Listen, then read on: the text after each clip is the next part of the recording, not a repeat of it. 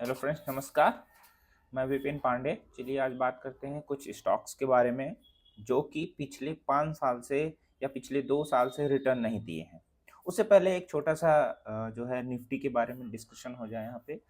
तो निफ्टी में देखो, अभी जो लेवल पे है निफ्टी, बिल्कुल ये अपने रेजिस्टेंस लेवल पे है।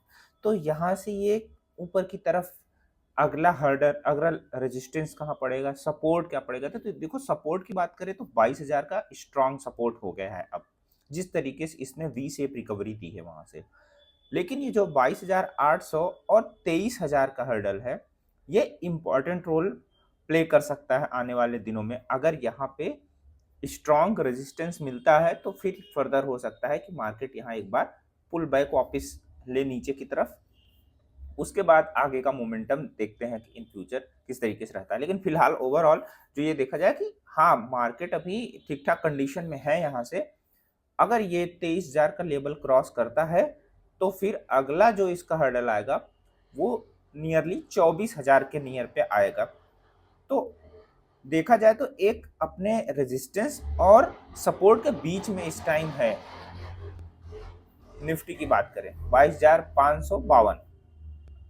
अब चलिए एक स्टॉक के बारे में बात करते हैं। देखो, कोई बाई रिकमेंडेशन नहीं है, बट मैं ये बता दूं कि यहाँ से जिस स्टॉक की बात कर रहा हूं मैं, ये पिछले 5 साल से कुछ भी रिटर्न नहीं दिया है। बात है हिंदुस्तान यूनिलीवर की। हिंदुस्तान यूनिलीवर की अगर बात करें तो ये लास्ट टाइम अपना जो है 3,000 का हाई लगा के, 3,000 लगभग 30 का हाई लगा के वहां से अच्छा खासा करेक्ट होके 2200 पे आ चुका है। अगर मंथली टाइम फ्रेम में देखें इसको, तो मंथली टाइम फ्रेम में अगर देखनी तो बहुत अच्छे स्ट्रांग सपोर्ट पे है। ये जो इसका 2200 का लेवल है, बहुत ही स्ट्रांग सपोर्ट है। अगर यहाँ से ये मंथली टाइम फ्रेम में देखा जाए और यहाँ से अगर ये पुल बैक या ऊपर की तरफ मूव करता है तो अगला जो रेजिस्टेंस आएगा वो 2500 का रेजिस्टेंस आएगा। तो मतलब इसके बीच में भी 300 का लगभग अगर देखा जाए तो गैप बचा हुआ है। उस गैप को देखो फिल करने में कितना टाइम लगता है। लेकिन ये स्टॉक बहुत ही जो है अच्छा है। पिछले 5 साल से रिटर्न नहीं दिया तो इसका ये मतलब थोड़ी है कि आगे भी रिटर्न नहीं देगा। इतनी बड़ी कंपनी है, ऑब्वियस सी बात है। अपने स्ट्रॉन्ग सपोर्ट पे यहाँ से अगर ये ऊपर की तरफ निकलता है तो अगला जो रेजिस्टेंस इसको मिलेगा वो 2450 पे मिलेगा। उसके बाद इसको रेजिस्टेंस देखा जाए तो फिर 2700 पे, उसके बाद सीधा 3,000। 3 रेजिस्टेंस है आने वाले समय में हिंदुस्तान यूनिलीवर पे। फिर से बता दूं, कोई बाय रिकमेंडेशन नहीं है। और एक ईटीएफ फंड है इस टाइम जो कि बहुत ही अच्छा दिख रहा है, उसकी बात कर लेते हैं। तो फार्मा 20 मुझे यहाँ से अच्छा खासा जो है दिख रहा है। अच्छा खासा सपोर्ट इसने लिया 20 रुपए पे, और इस समय 20 रुपए 80 पैसे के लगभग है। अपने जो हाई की बात कर ली जाए तो हाई इसने लगाया था 24 रुपए 67 पैसे का। तो अच्छा खासा करेक्ट हो चुका है वहां से। अगर करेक्शन की देखी जाए यहाँ से, तो ये जिस लेवल पे करेक्शन है, ये 16% की करेक्शन है। तो मतलब अगर फार्मा 16% गिरा है तो आने वाले समय में जब भी बढ़ेगा तो पहले 16% कवर करेगा, फिर उसके ऊपर बढ़ेगा। तो अच्छे वैल्यूएशन पे लगता है कि फार्मा 20 भी है। एक स्टॉक और है निफ्टी का ही, अल्ट्राटेक सीमेंट, जो भी बाय रिकमेंडेशन इस पे आ रही, बहुत सारी बुलिश हैं लोग, और जो कि 13,700 की बाय रिकमेंडेशन आ रही है रेटिंग एजेंसीज के थ्रू।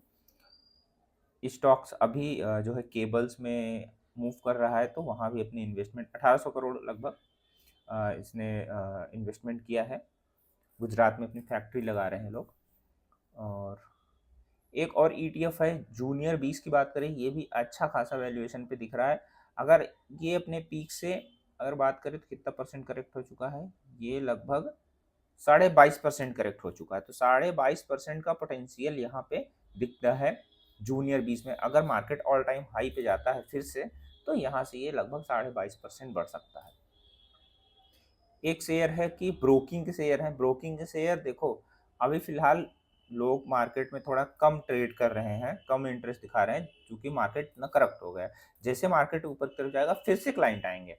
ठीक है, ये हमेशा रहता है कि जब ऊपर मार्केट पीक पे रहता है तो बहुत लोग रहते हैं ट्रेडिंग करने वाले। जब मार्केट बॉटम बनाता है तो वहाँ पे लोग, काफी लोग निकल जाते हैं। तो ये अच्छा खासा ये सपोर्ट ले रहा है यहाँ पे 2100 के लेवल पे।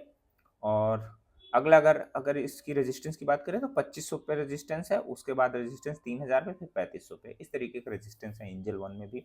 टाटा मोटर की बात करें तो अच्छे खासे सपोर्ट पे है। अगला रेजिस्टेंस इसके नियरली बात करें तो ये लगभग 800 के पास में है। मतलब अगर यहाँ से इसने रन स्टार्ट किया ऊपर की तरफ तो यहाँ से लगभग 150 रुपए की अपसाइड यहाँ पे दिख रही है। फिर से बता दो, कोई बाई रिकमेंडेशन नहीं है। 150 रुपए की अपसाइड मतलब अगला रेजिस्टेंस दिख रहा है कि क्योंकि वहां बाइंग हुआ था, वहीं से फॉल आया था, तो अगला अगर ये मूव करेगा ऊपर की तरफ तो ये 800 रुपए तक पे जाके वहां पे रेजिस्टेंस फील कर सकता है। ठीक है। और रिलायंस की बात तो करो, रिलायंस वी से रिकवरी दे रहा है तो ब्रेकआउट के बिल्कुल नजदीक है। यहाँ से इसका 1300 अगला रेजिस्टेंस है, दूसरा रेजिस्टेंस 1380 है, उसके बाद फिर ये लगभग 1500 पे जाए रेजिस्टेंस फेस करेगा। तो इस तरीके से रेजिस्टेंस फेस कर सकता है आने वाले समय में। और जो है तो ये सारे स्टॉक्स हैं फिलहाल अभी के लिए। बैंक निफ्टी की भी बात कर लेते हैं। तो अगर बैंक निफ्टी की बात करें, बैंक निफ्टी बहुत ही स्ट्रांग सपोर्ट पे है। ऐसा नहीं लगता कि यहाँ से नीचे गिरेगा। 48,000 इसका स्ट्रांग सपोर्ट है। यहाँ से अगला रेजिस्टेंस इसको मिलेगा तो लगभग 50,000 में मिलेगा। ठीक है, तो अभी हो सकता है इसके बीच में ही 48,000 और 50,000 के बीच में ही आने वाले समय में फिर से आगे मूव करे। और जो टैरिफ वगैरह की बात की जाए, देखो डॉलर इंडेक्स नीचे आया, क्रूड प्राइसेस नीचे आया है। तो ये जो चीज़ें हो रही हैं इसकी वजह से मार्केट में एक ये चल रहा है कि चलो हाँ कुछ तो पॉजिटिव बन रहा है। बाकी देखने वाली बात है कि आगे एफआईआई और बेचते रहेंगे या, क्योंकि एफआईआई अभी डेटा निकालेंगे 2021 से बेच रहे हैं। ठीक है, 3-4 साल से पीछे पीछे 3-4 साल से बेच रहे हैं अच्छा खासा। तो ये मत सोचो कि पहले एफआईआई ने बेचे हैं। म्यूचुअल फंड ने संभाला हुआ है मार्केट, वो बात सही है। बट अब देखते हैं अगर एफआई अब ये सोचने वाली बात है कि अगर एफआईआई बाई करना स्टार्ट किए फिर से तो सोचो मार्केट मार्केट उछल जाएगा, यहाँ से बहुत अच्छा खासा ऊपर की तरफ मूव कर जाएगा अगर एफआईआई अपना इन्वेस्टमेंट स्टार्ट कर देते हैं इंडिया में फिर। और जो कि दिख रहा है, अभी ट्रम्प ने भी बोला है कि हाँ इंडिया से बातचीत हो रही है, टैरिफ जो है नीचे करेंगे, कम करेंगे। तो देखो ये सब चलता रहेगा, ये सब इवेंट हमेशा कुछ ना कुछ आता रहेगा। बट सोचने वाली बात है कि मेन है अर्निंग्स अगर अच्छी आती है कंपनीज की और डॉलर इंडेक्स से नीचे रहता है, क्रूड प्राइजेस नीचे रहते हैं, तो फिर आने वाले टाइम में फिर से निफ्टी जो है अपना ऑल टाइम हाई हो सकता है आके कुछ ही महीनों में आ जाए। 6 महीने साल भर में हो सकता है फिर से ऑल टाइम हाई दिखा दे। वीडियो अच्छा लगा लाइक से सब्सक्राइब करना। Thank you.